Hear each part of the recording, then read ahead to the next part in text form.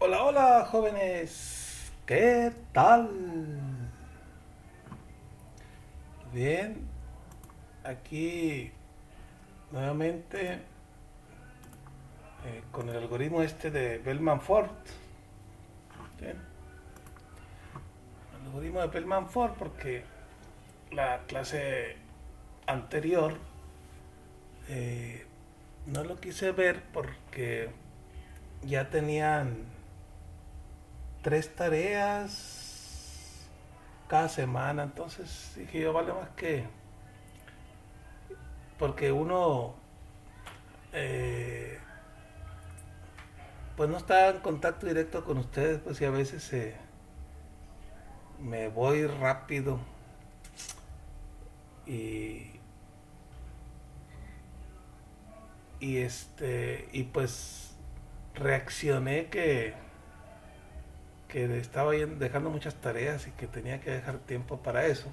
Entonces ya, dejamos pasar este tema y lo retomamos para ahora sí para ya poder dejar la tarea en esta semana. Entonces esta semana pues pienso dejar es, el uno que está pendiente del Borubka, el Bellman Ford y el Dijkstra. ¿Sí? Esos tres. Entonces ya vimos el Borubka, vamos a ver el Bellman Ford. Muy bien, entonces decíamos que este algoritmo que está aquí permite aristas negativas. Sí permite aristas negativas, pero no permite ciclos negativos, ¿no? Eh, Debería de ser que indicara pues que hay un ciclo negativo ahí nada más. O sea, pero de hecho sí lo hace, ¿no? Porque si te regresa un falso indica que el grafo tiene un ciclo negativo. ¿Sí? Entonces, pues en realidad pues nunca va a converger, ¿no? Porque puede estar ahí dando vueltas y cada vez es una distancia menor. Entonces es muy, no se puede nada más indicar que hay un ciclo negativo. ¿Sí?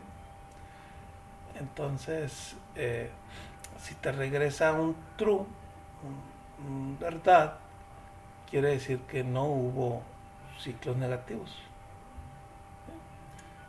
Y entonces a veces este algoritmo pues nos serviría para detectar ciclos negativos en un grafo.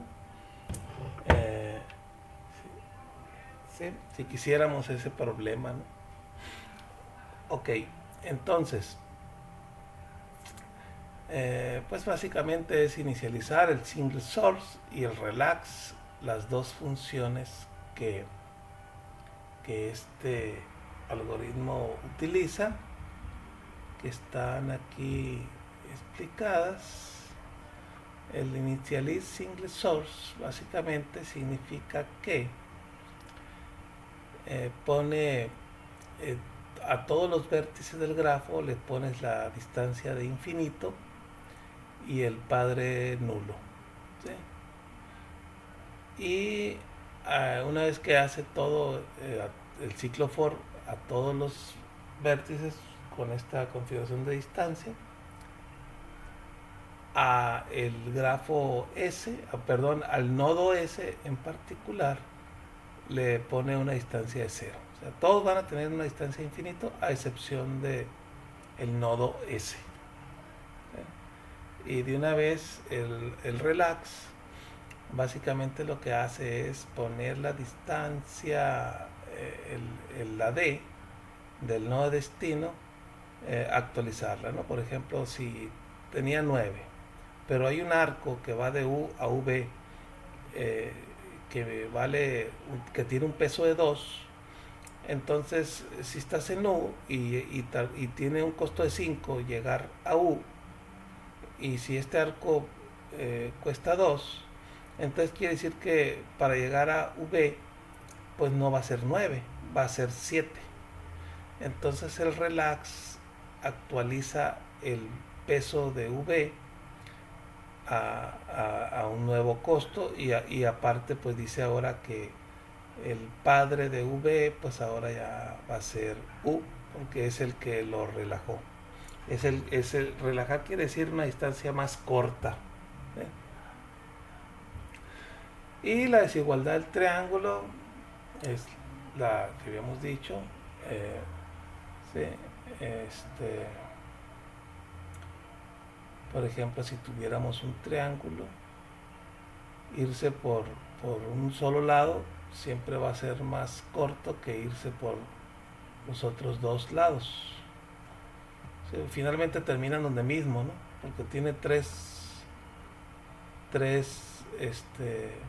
lados, un triángulo. Entonces, si vas de un punto a otro punto, siempre tienes la opción de irte por un solo lado o irte por dos lados. Entonces, la desigualdad del triángulo dice siempre debe ser más corto irte por un solo lado que irte por los dos lados. Entonces, pero si por ejemplo ese triángulo, si fuera un equilátero, pues están separados los puntos. Pero conforme puede ser que se vaya pareciendo mucho, por así decirlo, un isósceles que tiene dos lados iguales y el otro lado que no son los dos iguales lo hacemos más chico y cada vez lo hacemos más chico, más chico, más chico, más chico hasta llegar a ser cero. Entonces en ese caso ese triángulo pues se puede decir que ya no es triángulo, es una recta, ¿no? Entonces en este caso estaríamos diciendo que pues es igual si te vas por un lado que por los otros dos, porque dado que los otros dos uno vale cero, entonces esa sería la razón de la igualdad. Ok, entonces dice siempre que alcanzas una distancia, esta va a ser la óptima, es la propiedad de la acotada superior. Estos dos personas lo inventaron. Por ahí en el material de Cisco, donde se usa los algoritmos de enrutamiento, en alguna parte dice que este algoritmo lo modificó un mexicano, ¿verdad? Pero pues no viene la modificación, nada más lo comentó. ¿Sí? Entonces yo aquí estoy poniendo el algoritmo original, ¿no? El algoritmo original que desarrollaron Bellman Ford. Este algoritmo pues obviamente ya ha sido modificado, ha sido optimizado en el transcurso del tiempo y muchas veces si un académico es el que lo desarrolla, pues posiblemente no hay problema con utilizar el algoritmo, ¿no? Pero si es patentado por alguna empresa, pues ya entramos ahí en problemas, ¿no? Pero estos algoritmos pues ya tienen bastante tiempo, ya están libres. Bien, entonces aquí tenemos este grafo. En el caso del algoritmo de Bellman Ford, nosotros especificamos un nodo S. ¿Sí? Especificamos un nodo S para comenzar, o sea que va a ser la distancia desde S al resto de los nodos. ¿Sí? Desde S al resto de los nodos. La W nosotros aquí no la voy a considerar porque pues ya está incluida dentro del grafo, ¿no? Viene siendo como los pesos de los arcos, ¿no? Pero nosotros en el grafo tenemos considerado que es una lista de nodos y una lista de arcos ya. Entonces ya este W ya nosotros le llamamos E. Bien, entonces eh, vamos a ver, si comenzamos en S, entonces el primer paso es que la distancia en S es 0. Es 0 y todas las otras están en infinito. Eso fue lo que hizo el Initialized Single Source, ¿no? Ese es el resultado de hacer el Initialized Single Source. ¿Qué es lo que tenemos que hacer ahora? Relajar, ¿sí?, todos los arcos que salen de U. ¿Sí? Todos los arcos que salen de U. ¿Cuáles arcos salen de U? Pues estos dos que están aquí. Este es 6, el que va de S a T y el que va de S a Y. Entonces, estos dos arcos son los únicos que se van a considerar aquí, porque son los únicos de lo que salen de U. ¿Sí? Entonces vamos a relajarlo. ¿Sí? Entonces aquí estamos en un ciclo for donde vamos a comenzar por todos los vértices, pero en este caso comenzaríamos con S. Entonces relajamos de S a T. Entonces sí se relaja porque esta distancia es mayor que la distancia que hay de 6, porque es de 0 más 6 nos da 6. El 6 es menor que infinito, entonces relajamos T y decimos que ese es el padre de T, y lo mismo para Y. ¿Sí? Entonces, esta flecha roja indica que el padre de T es S y el padre de Y es S. ¿Okay? Ahora vamos a relajar los nodos que salen de aquí de T y de Y, ¿no? Entonces, por ejemplo, vamos a ver el siguiente paso. Aquí Y relajó a X. ¿Sí? 7 menos 3 nos da 4. Y T relajó a Z. 6 menos 4 nos da 2. Sería como un paso. ¿Sí? Pero acuérdense que tenemos que recorrer todos los nodos. Entonces el siguiente, ahora a T, el padre de T ya no va a ser S, porque ir de S a T nos daba un costo de 6, pero resulta que si me voy por acá por X es más barato, porque este es 2, entonces 2, entonces aquí se relajó T, y entonces ahora el padre de T es X. ¿Sí? Y el padre de Z ahora es T. ¿Sí? Y luego entonces me faltaba dar este último, porque de T vale 2 menos 4, entonces el costo de Z sería menos 2. Entonces este sería, por así decirlo, Bellman for. Vamos a ponerlo aquí así para mostrarlo, y vamos a mostrar aquí el algoritmo de Bellman-Ford. Es el archivo que voy a abrir,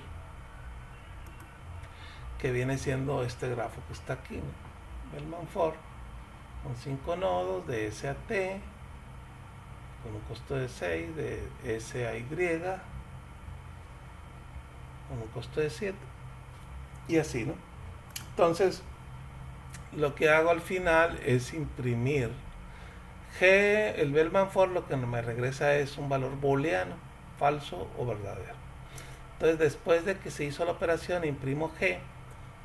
A la hora de estar imprimiendo G, nosotros modificamos un poquito la impresión del nodo, para que el string ya también imprima el nombre de S, imprima la distancia, el tiempo de finalización, el padre y el ID, ¿no?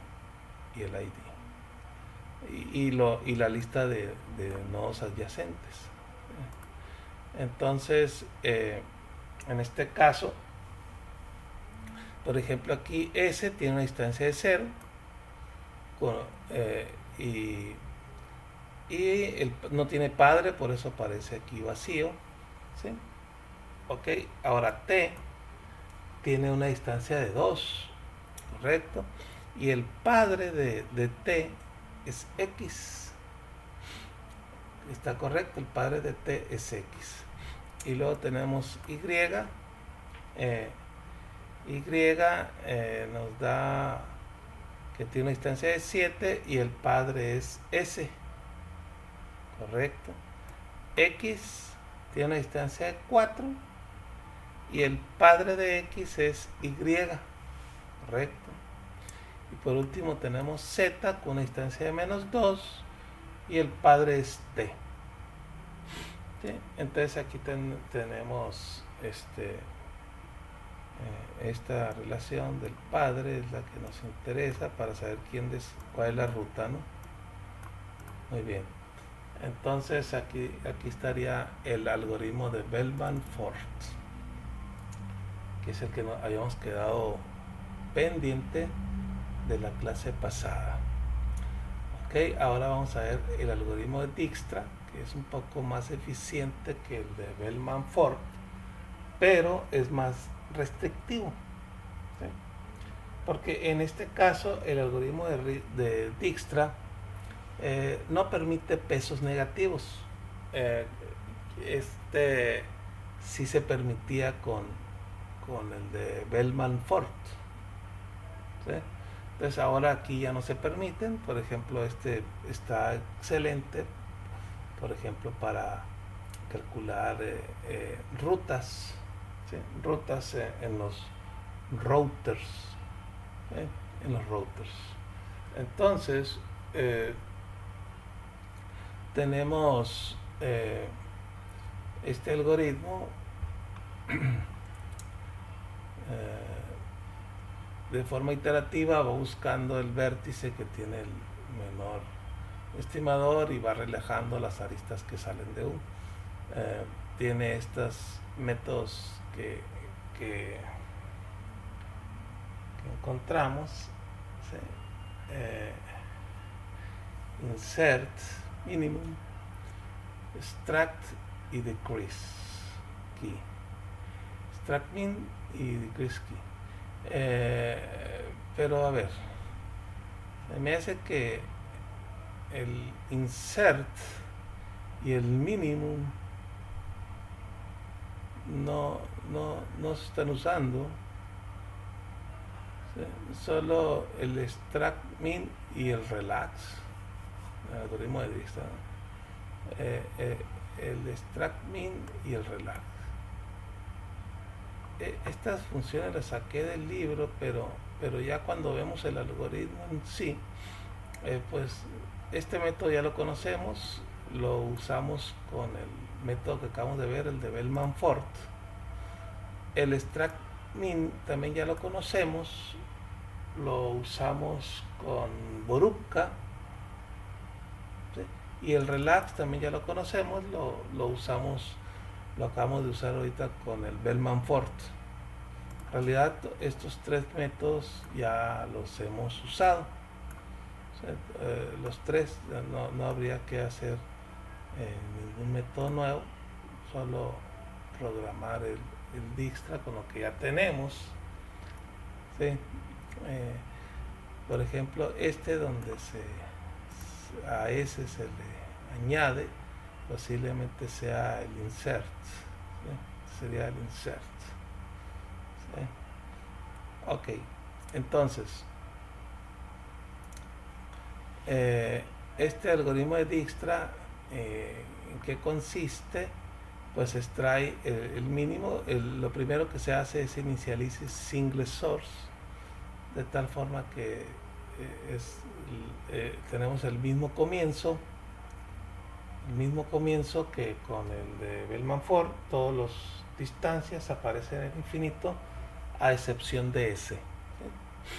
Entonces en el siguiente se relajan las aristas, los nodos que salen de S, ¿sí? Y en este caso, como ya relajó, ya relajó, este ya terminó, ha finalizado. Muy bien, entonces ahora, ¿cuál de estos dos es el que tiene la distancia más pequeña?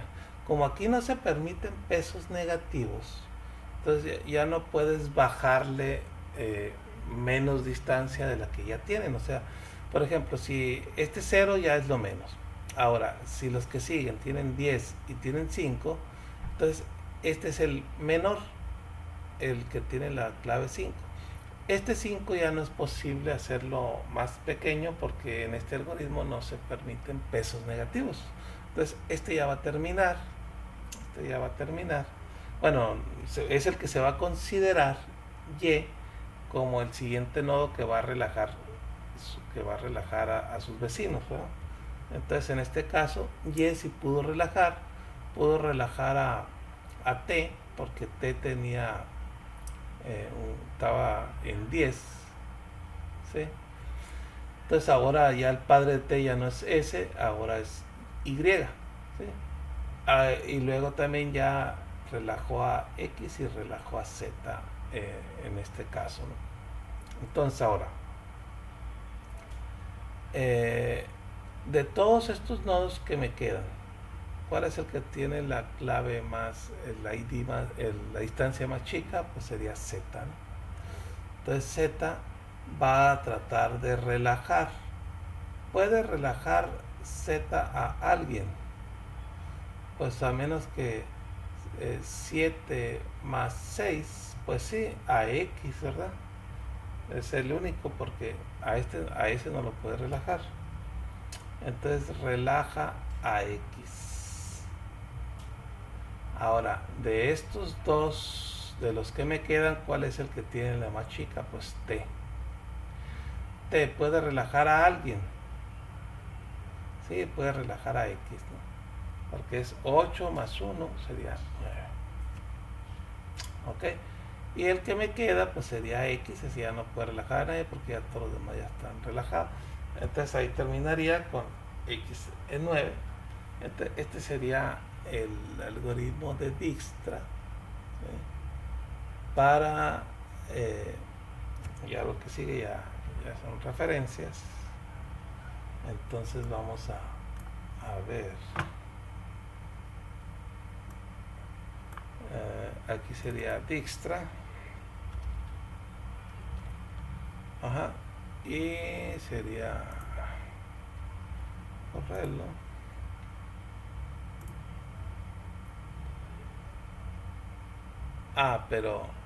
pero estamos usando el de Bellman Ford. A ver, vamos viendo cómo. Este es el de Bellman Ford. Este es lo que nos daba Bellman Ford. ¿Cómo nos dio Dijkstra? S0, T2, ¿sí? Y Y7, ¿sí? X4, ¿sí? Y Z2, pero en el caso de Z nos lo da con 2. En el caso de Bellman Ford nos daba menos 2 aquí la distancia, menos 2. Pero como aquí hay pesos negativos, que eso no se consideran en el algoritmo de Dijkstra, ¿no? Muy bien, entonces aquí voy a poner, en el caso de Dijkstra, este grafo sería este que está aquí. Pues, vean, el de Bellman Ford el Bellman Ford tiene aristas negativas. El de Dijkstra no tiene ninguna arista negativa. Sería la diferencia, ¿no? Entonces ahora aquí lo que tenemos que decir es que el algoritmo que va a usar ya no es Bellman Ford, sino es Dijkstra, ¿sí? Es Dijkstra. Entonces ahora llamamos a Dijkstra y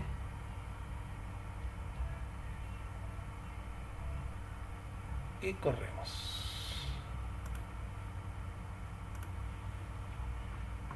Bien, entonces aquí ya lo corrió. Vamos a compararlo con el final. Aquí está, que sería S, distancia de 0. ¿sí? Sin padre, ¿no? Y luego tenemos t con una distancia de 8, t es una distancia de 8, y el padre de t es y. Entonces el padre de t es y. Perfecto. Y luego tenemos y con una distancia de 5, y el padre es s. Muy bien. Y luego tenemos x con una distancia de 9, correcto. Y el padre es t. Perfecto.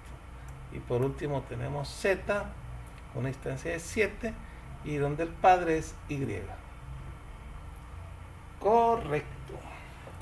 Entonces con eso terminamos el tema de grafos, ¿sí? Con el Dijkstra terminamos el tema de grafos. Faltaría ver algunos problemas de grafos, pero todavía no los voy a dejar esos problemas hasta la siguiente semana, porque voy a esta semana esperar a que terminen estos algoritmos de Dijkstra y de Bellman-Ford y de Boruca, ¿sí? Para la siguiente semana. Entonces ese problema lo voy a explicar la siguiente semana, ¿sí? Algunos de los aplicaciones de grafos, ¿no? Y su proyecto intermedio de, de, de la materia, ¿no? Ok, jóvenes, nos vemos.